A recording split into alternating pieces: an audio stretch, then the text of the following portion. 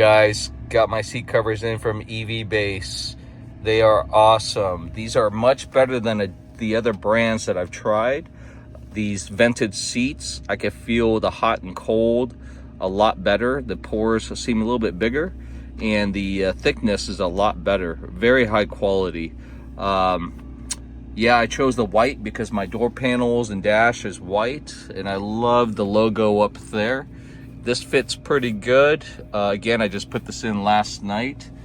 It probably took me about 2 hours. I did have a helper with the straps, because majority of the time you'll be at the bottom of the truck, laying there trying to strap everything in.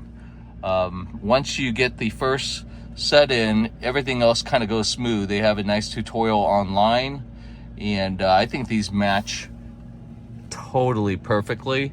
They are a little wrinkled because, again, I did them last night, so once it starts to heat up, things will start to take shape.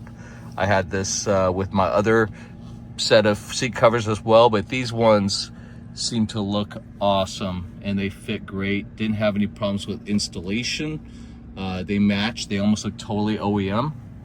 And again, I just want to remind you, this is normally white, but I kept the old black ones just because I like it, some contrast in here, and these look wonderful.